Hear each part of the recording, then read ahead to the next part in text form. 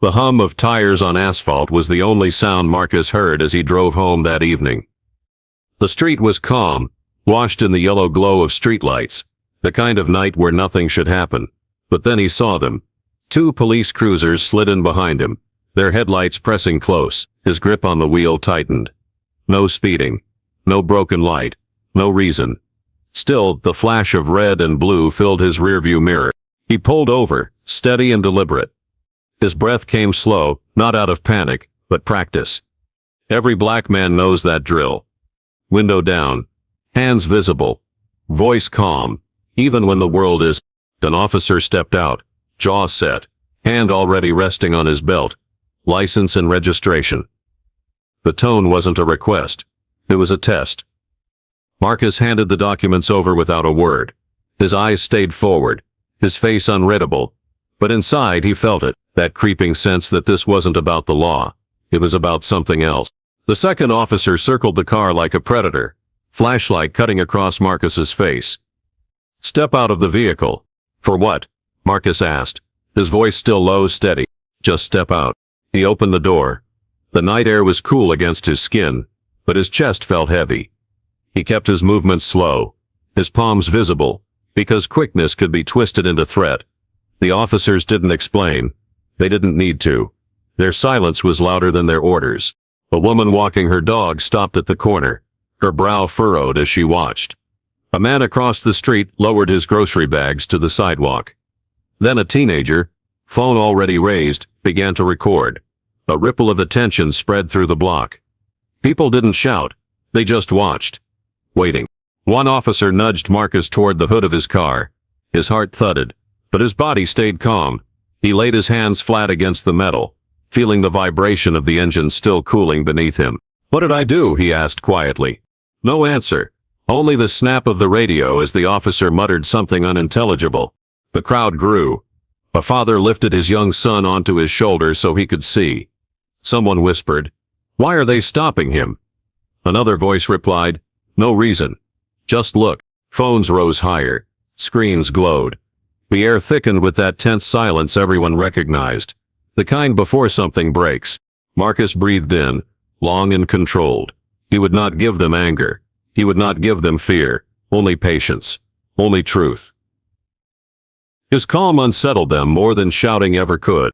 The cuffs were not on yet, but the weight of injustice already was. And as the red and blue lights bounced off brick walls and car windows, the story of that night was no longer his alone. It belonged to every eye watching, every hand recording, every heart that felt the wrongness in their chest. Marcus felt the shove first. A rough hand pressed between his shoulders, forcing him forward until his chest hit the cold metal of his own car.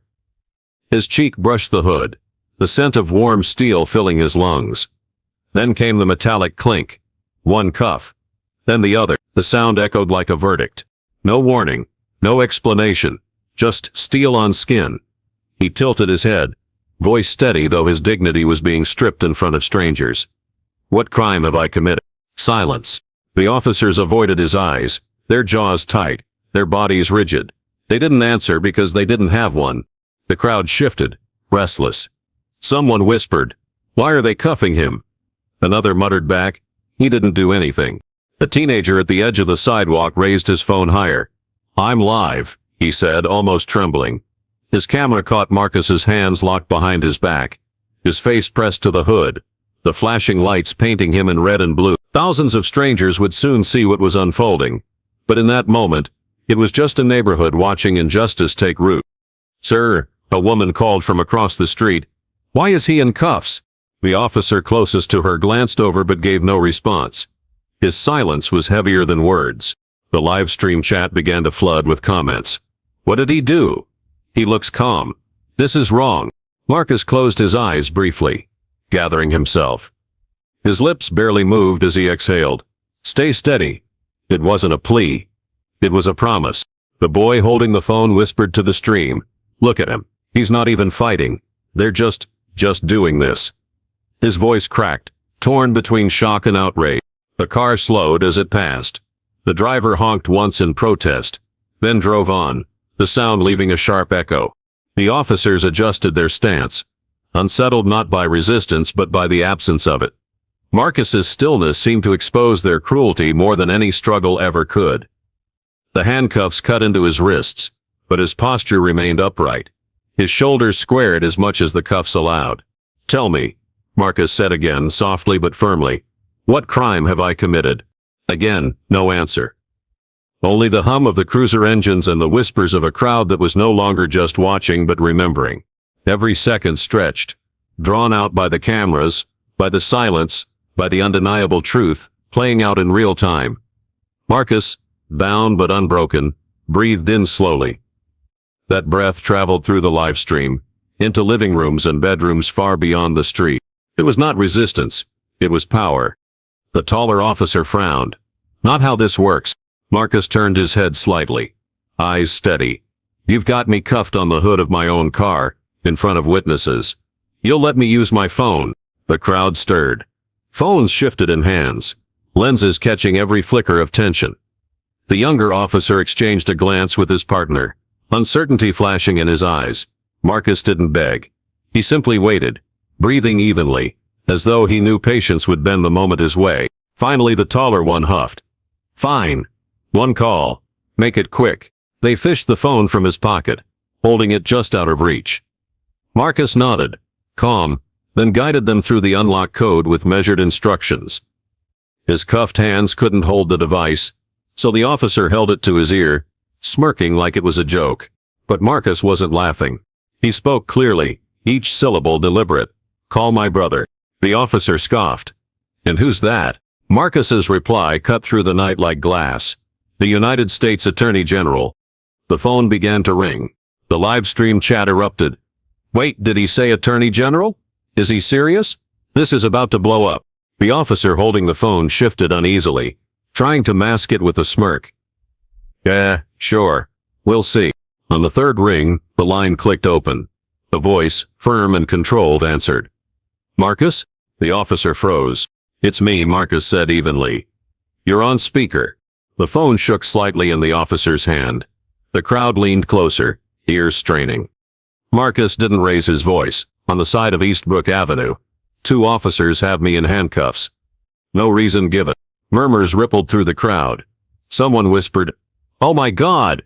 It's really him." The Attorney General's tone sharpened. "Put me on speaker for everyone to hear." The taller officer cleared his throat nervously, but the command in that voice left no room for games. The speakerphone clicked on. "This is the Attorney General of the United States. Badge numbers. Now." The street went dead quiet. Even the engines seemed to hush. The officers glanced at each other, panic flashing beneath their bravado. The crowd shifted closer, holding their phones high. Thousands were watching. Soon, millions would. And in the middle of flashing lights and quiet gasps, Marcus stood with wrists bound but spirit unshaken. The call no one expected had just changed everything. The silence after those words was thick, heavy, like the air before a storm. Then the crowd found its voice. "They cuffed a man for no reason," a woman said loudly into her phone. Her live stream echoed into the night. "They're in trouble," another man muttered, filming close up. "That's the Attorney General on the line. You hear him? Badge numbers." The officer shifted uncomfortably, but still said nothing. Their silence was a confession that no excuse could mask. A teacher from the neighborhood, Ms. Alvarez, stepped forward, her face lit by the glow of a dozen phones. "We've seen this too many times," she said, voice trembling but loud enough to carry. "But this time, people are watching." The teenager holding the original live stream turned his phone toward the crowd. His voice cracked with emotion as he narrated. "They cuffed him on his own car. He didn't do anything. Look at him. Calm. They won't even tell him why." The chat on his screen was exploding. "We're watching from Chicago. Streaming this on Twitter now. Don't let him walk away from this." Marcus remained still, his breath slow, his eyes fixed on the horizon. His silence wasn't weakness. It was louder than their orders, stronger than their grip. He didn't need to shout. Every bystander was doing it for him. "Tell us why he's in cuffs." Someone shouted from the back. "Answer her." Another demanded. Phones moved closer, their cameras recording every second, every twitch of unease in the officers' faces. One officer finally barked, "Step back, all of you." But no one stepped back. The line between crowd and authority blurred. and the balance of power tilted under the weight of witness. A man whispered into his phone, "We're at 5,000 live viewers. This is blowing up." 10,000. The teenager corrected, eyes wide at the growing counter. Marcus didn't flinch. His composure spread like fire through the crowd. If he could stand tall in cuffs, they could stand tall with their cameras. The Attorney General's voice, still on speaker, cut through again. "Your refusal to answer will be noted. Every second of this is documented." The crowd erupted in murmurs, their courage rising. No fists were raised. No chaos. Only truth amplified by a dozen cameras, flowing into tens of thousands of homes. And as the officers stood frozen, their authority cracking under the weight of silence, the night became something larger than a traffic stop. It became proof. The phone pressed against Marcus's chest trembled in the officer's uneasy grip. From the speaker came a voice calm but cutting. The kind of voice that silences a room. "Badge numbers." "Now." The taller officer swallowed, glancing at his partner. We're not required." "Yes, you are," the Attorney General said sharply. "Under federal law, when asked during a stop, give me the numbers." This entire encounter is recorded, streamed, and archived. The crowd erupted in murmurs. Someone gasped. "He knows the law better than they do." The younger officer shifted, his mask of authority crumbling. He rattled off digits quickly, almost under his breath. The Attorney General repeated them aloud for the record. "Now explain," he continued, voice steady. "Why is this man in handcuffs?" The taller officer hesitated. His silence dragged, every second stretched by the red and blue flashing against his face. "You have none," the Attorney General concluded. His tone was measured, almost surgical. "Release him." Immediately. The crowd leaned in, hungry for the moment. Phones captured every second. The live stream counter leapt again, now climbing toward 20,000. But the officers didn't move.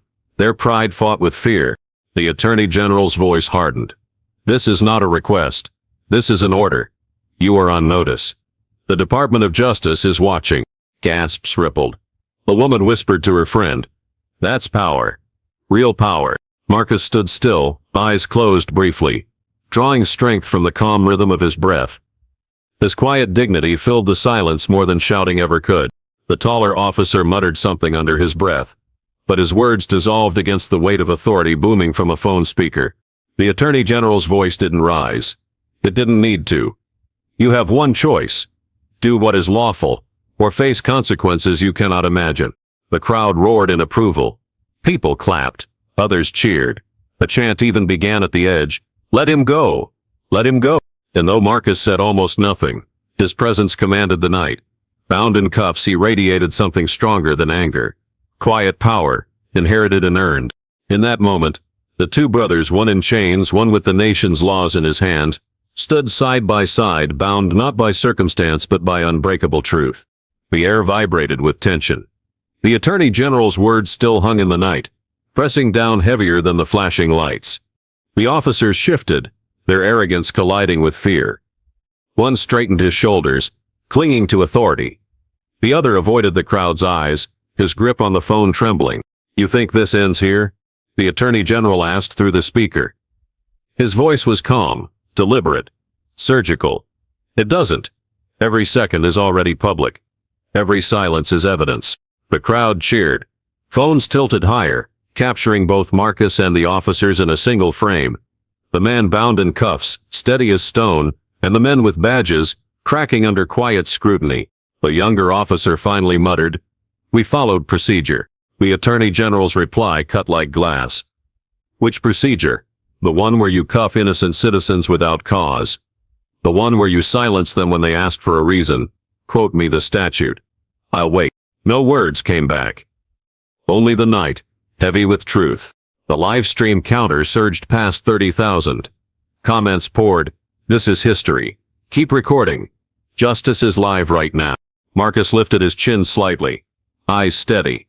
He hadn't raised his voice once.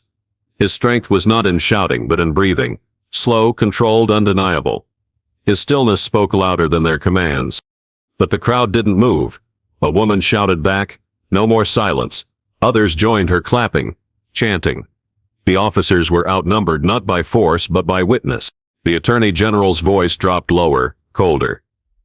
"This will not end quietly. You are on the brink of a federal case. I suggest you choose wisely." The weight of those words sank deep. The taller officer's face twitched, his mask of control slipping. The younger one finally looked down, shame pooling in his eye, and through it all, Marcus stood unmoved. The cuffs dug into his wrists, but his breath stayed calm, his spine straight. The embodiment of quiet power. The cameras caught everything, the trembling officers, the calm man in chains, the crowd swelling with courage. This was no longer a traffic stop. It was a reckoning. The sound of metal unlocking should have been relief, but when the cuffs clicked open, they left behind more than red marks. They left a wound no camera could erase. Marcus lifted his wrist slowly, rubbing at the skin where steel had bitten deep. His dignity wasn't broken, but it had been scarred. The taller officer shoved the cuffs into his belt, jaw tight, avoiding eye contact. The younger one stepped back toward the cruiser, tail beneath the wash of blue lights. They thought release would mean escape, but every lens in the crowd followed their retreat, catching every twitch of shame on their faces. "Cowards," someone muttered, loud enough for microphones to catch. The live stream chat flooded with comments. "Don't let them walk away. Name and badge. Never forget." "We saw it." Marcus didn't move at first. He stood at the hood of his car, hands trembling just enough to betray the storm inside him. Then, slowly, he exhaled. His breath was a statement. He was still here. Bystanders broke the silence. A woman rushed forward with a bottle of water, her hands shaking as she pressed it into his. "You're safe now," she whispered, though both knew safety was a fragile word. A teenager offered him a towel from his backpack. Another man patted his shoulder with a trembling hand. People who had been strangers minutes earlier now stood as a shield of comfort around him. Phones continued to record, unwilling to let the story end without its final line. Marcus lifted his head, scanning the crowd. Faces blurred in the glow of phones, but their eyes shone with solidarity. He nodded once. A small gesture, but one that spoke louder than any speech. The live stream host, his voice tight with adrenaline, brought the camera close. "They let him go, but remember this," he said, his hand shaking as he angled the shot on Marcus's wrists. "The world saw this." That single line spread across feeds before the officers even closed their cruiser doors, and as the taillights disappeared into the night, the block fell quiet, but not empty. It pulsed with the memory of what had just happened. Marcus stood among neighbors who had turned into witnesses, his body free, but his spirit carrying the weight of every chain history had ever placed on men like him. By dawn, the video had already set the internet ablaze. Screens lit up in kitchens, buses, dorm rooms, and break rooms across the country. Millions watched Marcus's calm face pressed against the hood of his car, his voice steady as he said, "Call my brother." Headlines exploded. "Handcuffed without cause. Brother of Attorney General targeted. The arrest that shouldn't have happened."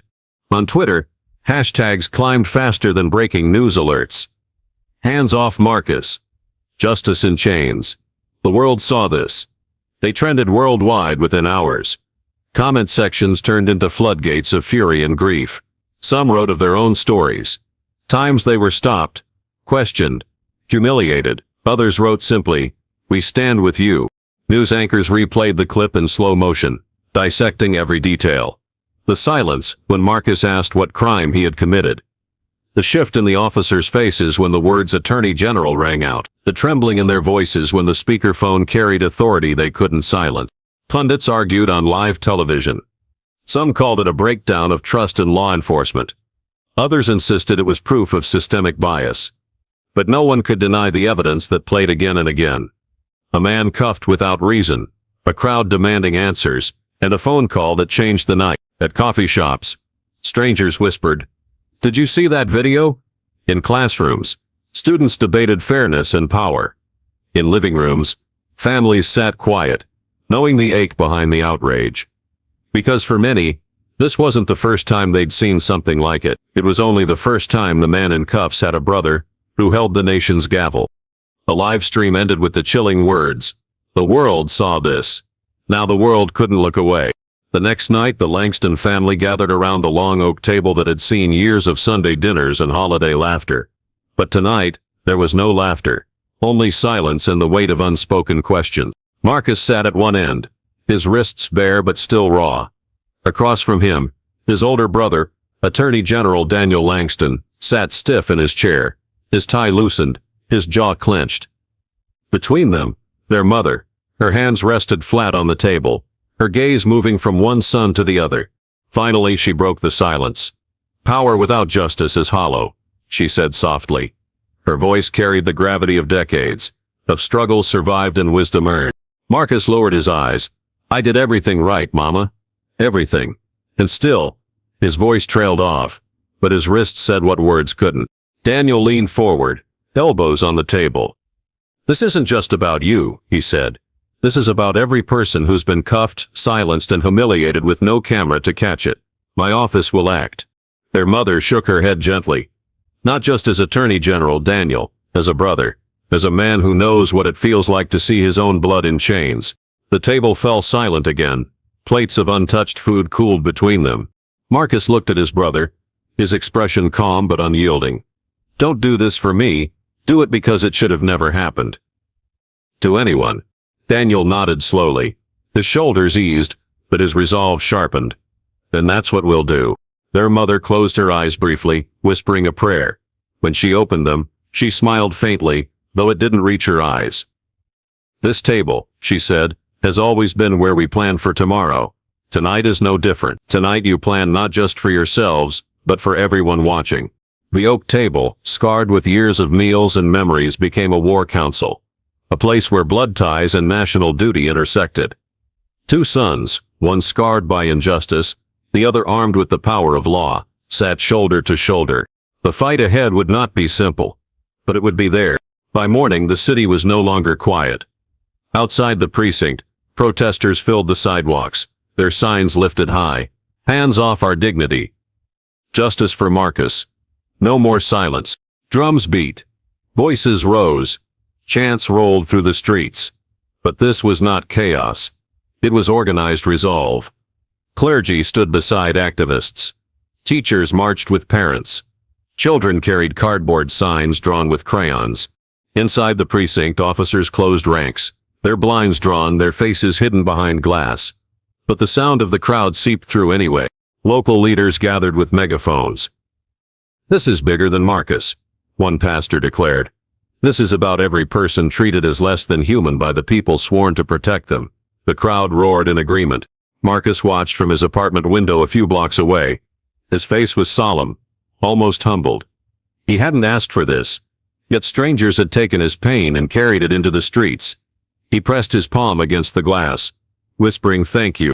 The live streams showed drone shots of the crowd, numbers swelling by the hour.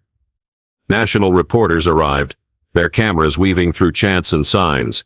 The world's eyes shifted from one man's wrist to an entire city demanding justice. Police sirens wailed faintly in the distance, but they did not disperse the people. Instead, the march grew louder, steadier, fueled by the knowledge that this wasn't just about one night. It was about generations. The city simmered, not with rage alone, but with determination. The tide had turned, and it would not be forced back. Bright lights filled the briefing room, cameras clicking in rapid bursts. The Attorney General stepped to the podium, his shoulders square, his voice carrying the weight of both office and blood. "No one is above the law," he began.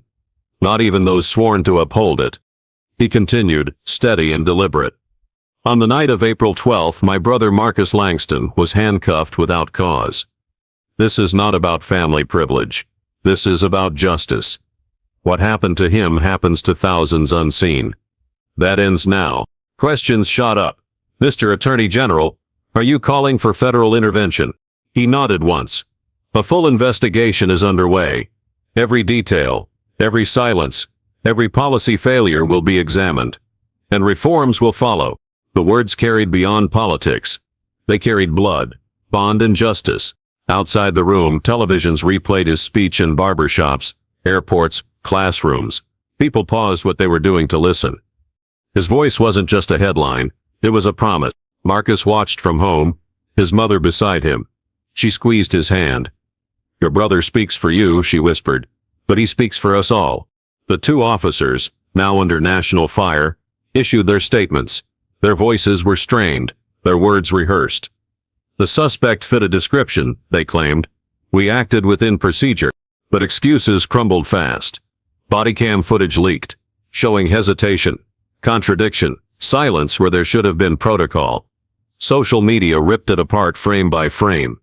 Users slowed down clips, dissected every gesture, proving the officers had no cause. Cable news aired side-by-side comparisons.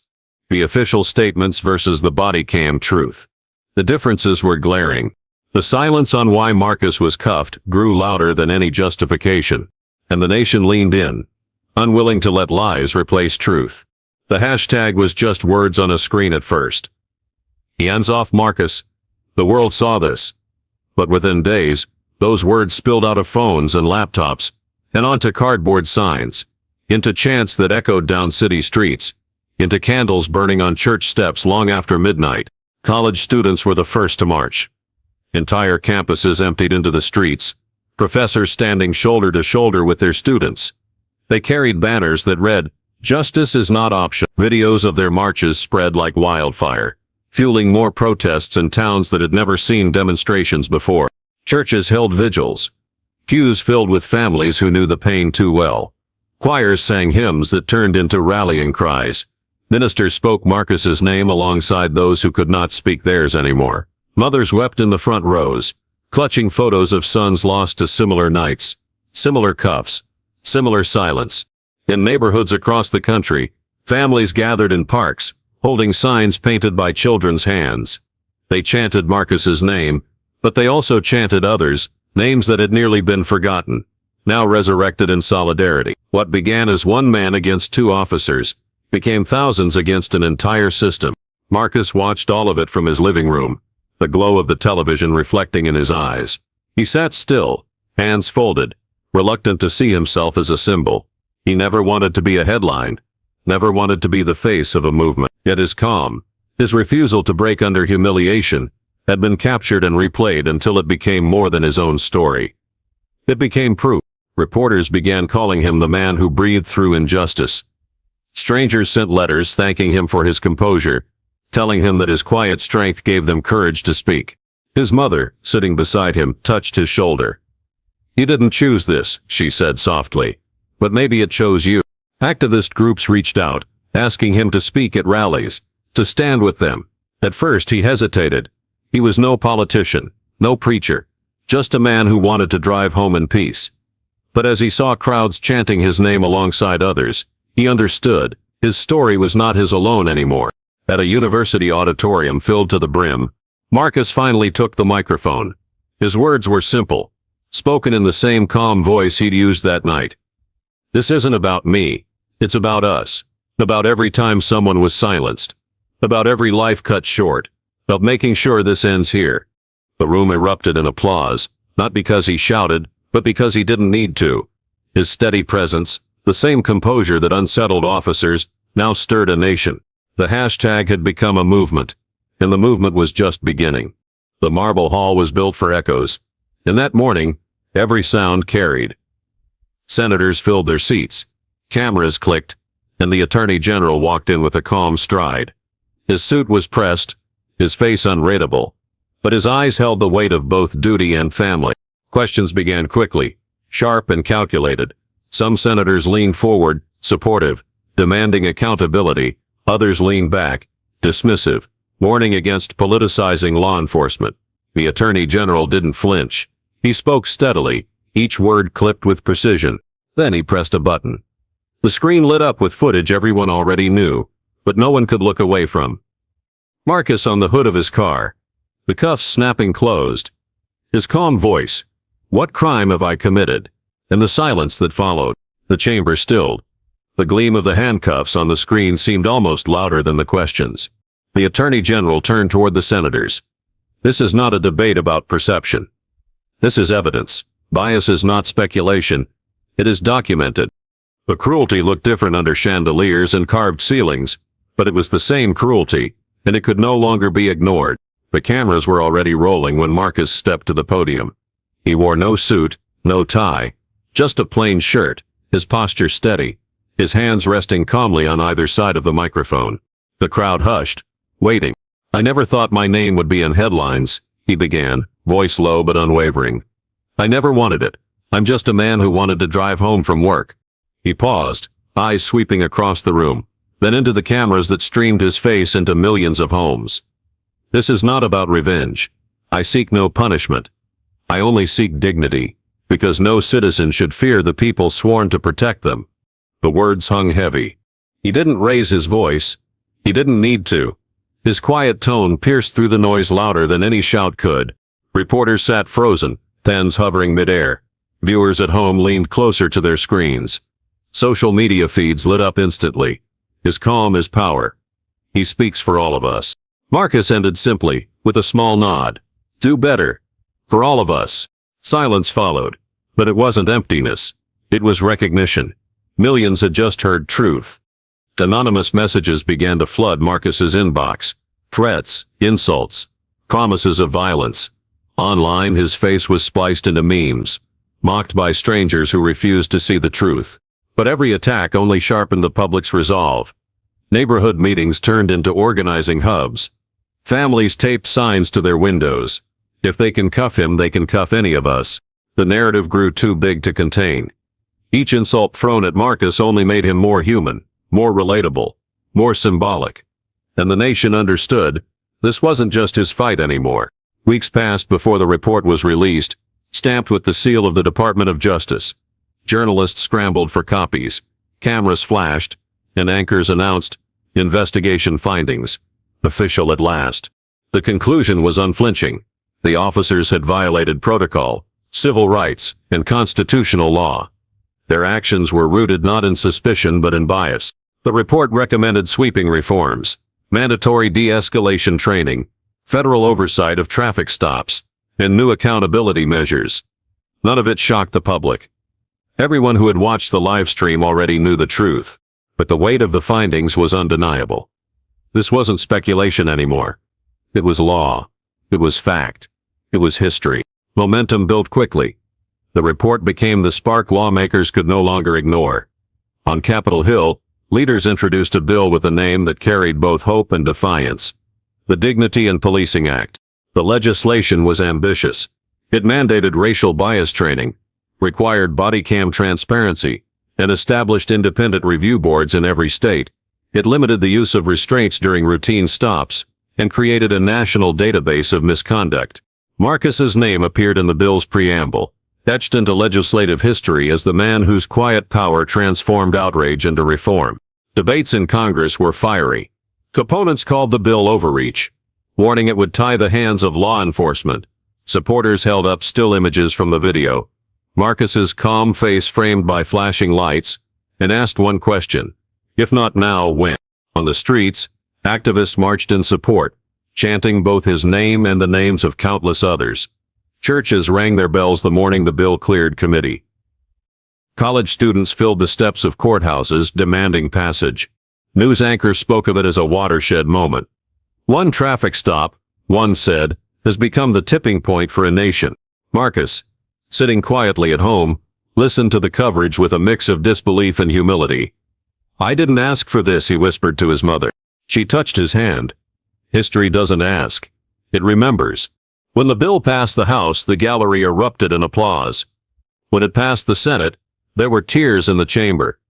And when the president signed it into law, the pen strokes echoed across the country. The Dignity in Policing Act was more than words on paper. It was accountability, long overdue. It was reform, born from injustice. It was Marcus's story, codified into change.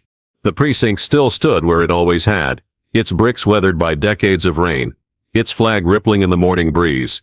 But something about it felt different now. Months had passed since the night Marcus was forced against his car, yet the memory of flashing lights and unspoken cruelty still lingered in the neighborhood.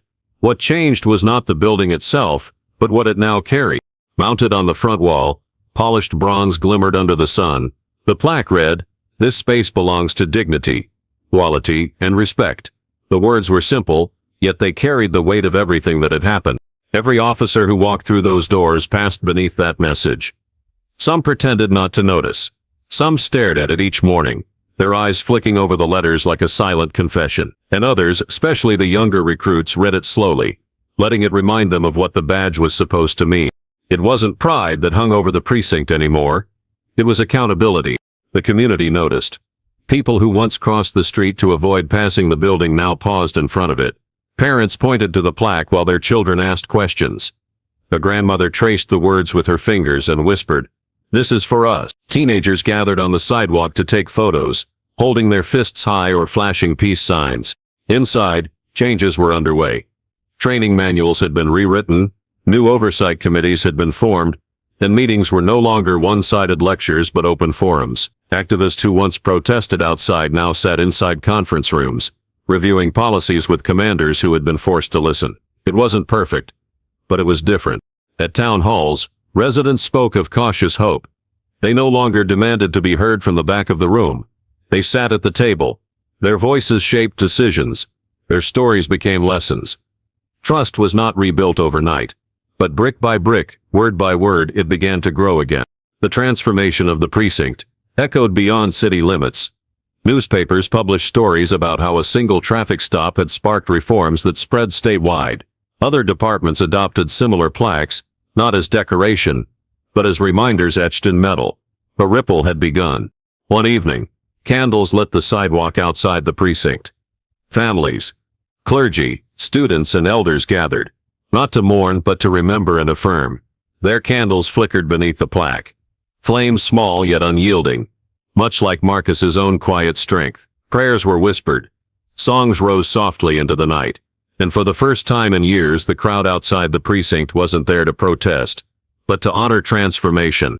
Marcus stood at the edge of the gathering, unannounced. He wore no suit, carried no sign. He was simply present, his hands clasped loosely in front of him. A neighbor spotted him, offered a nod of respect, but no one swarmed him. That was the beauty of the night. It wasn't about celebrity or spectacle. It was about community reclaiming what had been taken. He watched the candles sway in the evening wind, listened to children laugh nearby, and allowed himself a quiet smile. The memory of humiliation would never fade, but it no longer defined the space. The wound had become a scar, and the scar had become a lesson. The city was not perfect. Prejudice had not vanished. But something had shifted. The precinct that once humiliated him now carried a daily reminder of the night arrogance met quiet power. And in that reminder, the community found the courage to believe again. The street was quiet when Marcus returned. No sirens. No flashing lights. No crowd with cameras held high. Just the steady rhythm of cicadas in the trees, and the faint laughter of children weaving their bikes along the sidewalk. The air carried a softness it hadn't that night. He paused where his car had been parked months ago. He could still picture it clearly, the hood pressing against his chest, the cuffs biting into his wrists, the silence when he asked what crime he had committed. That memory remained sharp, but it no longer cut. It had been transformed into something else. Evidence, testimony, history. A boy on a red bike wobbled past him, laughing as his younger sister chased behind with training wheels clattering on the asphalt. Their joy filled the street, effortless and unburdened. Marcus smiled faintly, watching them disappear into the glow of a street lamp. That was the future he wanted to believe in. Children unafraid, laughter unchained. He continued forward, hands loose at his sides, fingers brushing the night air. The irony wasn't lost on him. The same street that had once held him in chains now carried his freedom. The same pavement where arrogance tried to humiliate him now bore the weight of his unbroken stride. He didn't walk for cameras. There were none. He didn't walk for applause. There was no one to cheer. He walked for himself, for the man who had stood still that night, breathing through injustice, and for the countless others who never had the chance to breathe at all. The reforms had come. The plaque had been hung. Laws had been signed. The work was far from finished, but steps had been taken. And those steps mattered. They meant that his story was not just his own, but part of a chain of change, stretching far beyond one man, one family, one city. Marcus stopped at the corner, looking back just once. The street lay quiet, ordinary, as if nothing had ever happened. Yet he knew better. The silence held memory. It held the weight of a community that rose together.